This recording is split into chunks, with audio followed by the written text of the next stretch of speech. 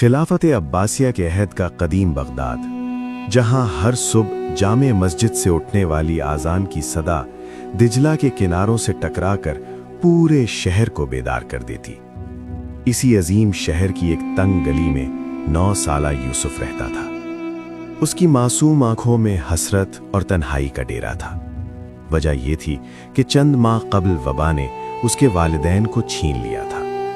पहले ममता का साया उठा, फिर बाप भी होसत हो गए। शुरू में अहले मोहल्ला ने यूसुफ पर बड़ा तरस खाया। कोई खजूरें दे देता तो कोई तंदूरी रोटी, मगर वक्त गुजरने के साथ हमदर्दी का जोश ठंडा पड़ गया और लोग उसे बोझ समझने लगे। जब वो भूख से निढाल होकर सरे राह बैठता तो लोग नजरें चुरा लेते।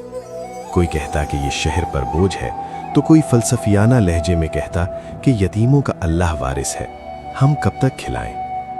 रफ्ता रफ्ता बगदाद की पुररौनक गलियों में यूसुफ तन्हा रह गया। एक सर्द शाम जब सूरज ढल चुका था और नीली फाम तारीकी शहर पर उतर रही थी, यूसुफ मस्जिद की सीढ़ियों पर सर झुकाए बैठा कांप रहा था। इसी लम्हे वहां से एक बुजुर्ग गुजरे जिनका नाम शेख अब्दुर रहमान था। उनकी सफेद दाढ़ी लंबी और पेशानी सजदों की नूर से रोशन थी। वो सादा लिबास में मलबूस, हाथ में लकड़ी का असा लिए तस्बीह पढ़ रहे थे। यूसुफ को इस हाल में देखा तो ठिठक गए। उन्होंने शफकत से उसके सर पर हाथ रखा और पूछा, फर्जंद, इस उदासी का सबब क्या है? यूसुफ ने सिसकियां लेते हुए कहा, मेरे वालिदैन नहीं रहे और अब लोग मुझसे मुंह मोड़ चुके हैं। मैं बेघर और बेसहारा हूँ। शेख की आंखों में नमी आ गई। उन्होंने गहरी सांस ली और कहा, बेटा, हक ताला का फरमान है कि यतीम को मत झिड़कना। अगर बंदों ने मुंह मोड़ लिया है तो याद रखो, अल्लाह तुम्हारा मालिक है और अब मैं तुम्हारा सहारा हूँ। आज से तुम मेरे काशाने में रहोगे। शेख उसे शहर के अकबी हिस्से में बनी एक खस्ता हाल कुटिया में ले आए। वो झोंपड़ी मट्टी और खजूर के पत्तों से बनी थी। अंदर एक पुरानी चटाई, मट्टी का कूजा और दीवार पर लटकी तस्बीह के सिवा कुछ न था, मगर वहां एक अजीब सुकून था। उस रात शेख ने उसे समझाया, बेटा, इज्जत, रिस्क और रहमत सब अल्लाह के खजाने में है। जो सब्र व तवक्कुल करता है वो कभी ख्वार नहीं होता। यूसुफ की आंखों से आंसू बह रहे थे, मगर अब ये आंसू महरूमी के नहीं बल्कि राहत के थे। उसने शेख के कदम छुए और अहद किया कि वो उनका मुरीद बनकर रहेगा। उस रात यूसुफ को पहली बार सुकून की नींद आई, जबकि छत के सुराखों से बगदाद के तारे उसे मुस्कुरा कर देख रहे थे। अगली सुबह जब मुअज्जिन ने फजर की सदा बुलंद की तो शेख ने यूसुफ को बेदार किया। यूसुफ की आंखें नींद से बोझल थीं, मगर शेख ने मुस्कुरा कर कहा, बेटा, नींद बदन को आराम देती है, मगर नमाज रूह को जला बख्शती है। दोनों ने मिट्टी के कूजे से वुजू किया और मस्जिद की तरफ चल दिए। लोग मस्जिद में यूसुफ को देखते तो काना फूसी करते, देखो, दरवेश खुद फाका मस्त है, अब इस यतीम को क्या खिलाएगा। मगर शेख इन बातों से बेनियाज रहते। वो जानते थे कि अल्लाह की नज़र में खुलूस का मर्तबा बहुत बुलंद है। नमाज के बाद शेख यूसुफ को बाजार और मैदानों की तरफ ले जाते। वहाँ उमरा के बच्चे घुड़सवारी, तीरंदाजी और मिट्टी के घरौंदों से खेलते। यूसुफ हसरत से खेल देखता, मगर बच्चे उसे शामिल न करते। कोई कहता कि तुम्हारे पास सवारी नहीं, तो कोई उसे मुफलिस कहकर दूर कर देता। यूसुफ का दिल भर आता, मगर वो खामोश रहता। शाम को शेख उसका दुख भांप लेते और कहते, बेटा, खेल की लज्जत आर्जी है, मगर सब्र का फल अबदी है। जिनके पास आज मादी खिलौने नहीं, अगर वो हिम्मत कर लें तो कल दुनिया उनकी मिसाल देगी। तुम्हें खिलौनों से नहीं, अपने इरादों से खेलना है। यूसुफ ने मासूमियत से पूछा, मगर बाबा, मुझे भी तो खेलने का जी चाहता है। शेख ने मुस्कुरा कर कहा, आओ, मैं तुम्हें मर्दों वाला खेल सिखाऊं। शेख उसे एक वीरान गोशे में ले जाते और लकड़ी का वजनी शहतीर उठाने को कहते। इसे उठाओ, ये तुम्हारी कुव्वत का इम्तिहान है। कभी वो उसे दूर दराज के कुएं से मशकीजा भरकर लाने का कहते। आहिस्ता आहिस्ता यूसुफ को इसमें लुत्फ आने लगा। जब दूसरे बच्चे उसे छेड़ते तो वो दिल में कहता कि मेरा खेल मुझे मजबूत बना रहा है।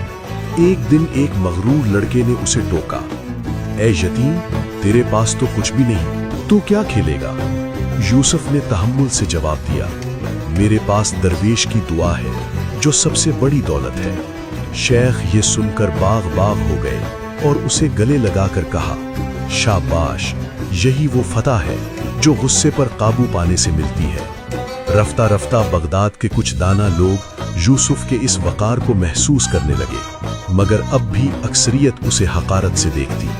ایک رات شیخ نے کہا، یوسف 3 اصول یاد رکھنا: سچ، محنت اور صبر۔ جب اللہ کی نصرت شامل ہوگی تو یہی معترض لوگ تمہارے سامنے سر جھکائیں گے۔ یوسف کے عزم میں اب ایک نئی روشنی تھی۔ وہ صرف ایک یتیم نہیں بلکہ ایک مجاہد بن رہا تھا جس نے اپنی تقدیر خود بدلنی تھی۔ دن گزرتے گئے، فاقہ کشی بھی ہوتی، کبھی صرف سوکھی روٹی اور پانی پر گزارا کرنا پڑتا۔ شیخ کہتے، بیٹا، بھوک صبر کا مدرسہ ہے، یہ محنت کی قدر سکھاتی ہے۔ ایک شام جب دجلہ پر لالی چھائی تھی، شیخ نے سنجیدگی سے کہا، بیٹا، اب تم بڑے ہو رہے ہو، کتابی علم کافی نہیں، اب تمہیں اپنے بازوؤں کی قوت سے رزق کمانا ہوگا۔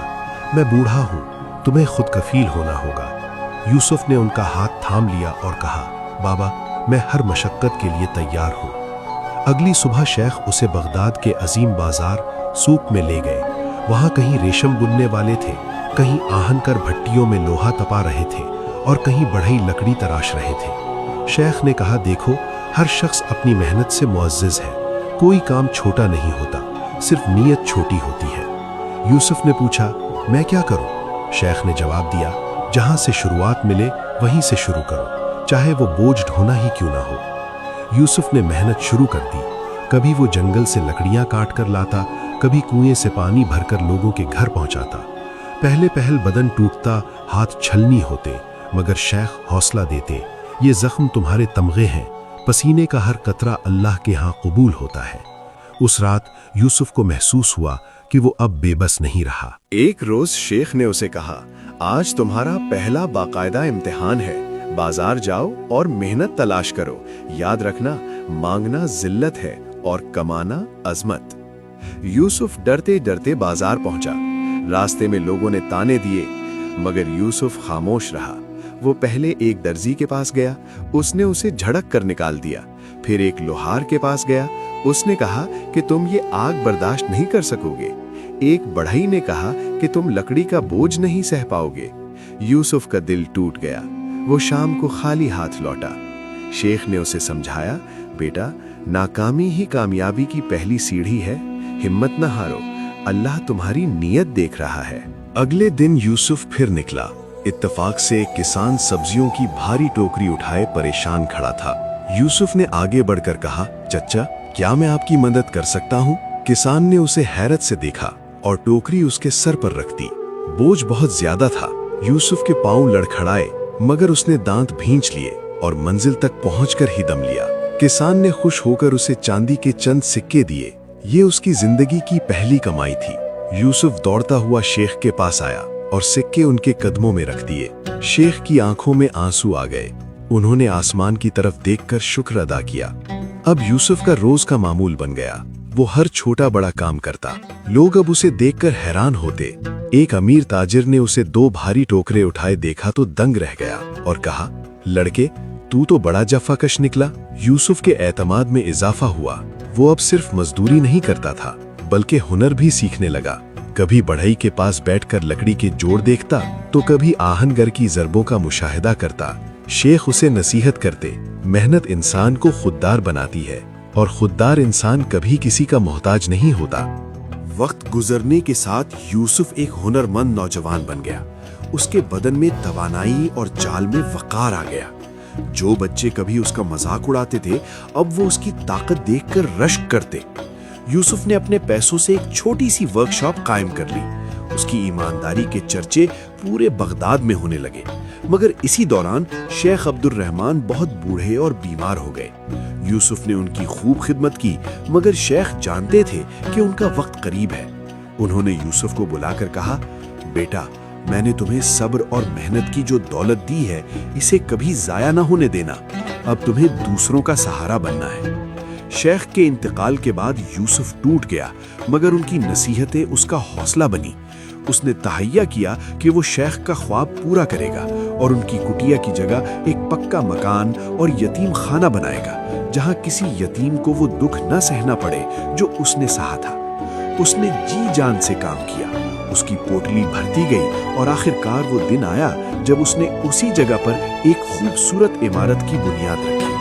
بغداد کے لوگ جو کبھی اسے حقارت سے دیکھتے تھے اب اسے یوسف صاحب خیر کہہ کر پکارتے تھے۔ اس نے ثابت کر دیا کہ یتیمی کوئی عیب نہیں اگر انسان کے پاس صبر، محنت اور درویش کی دعا ہو۔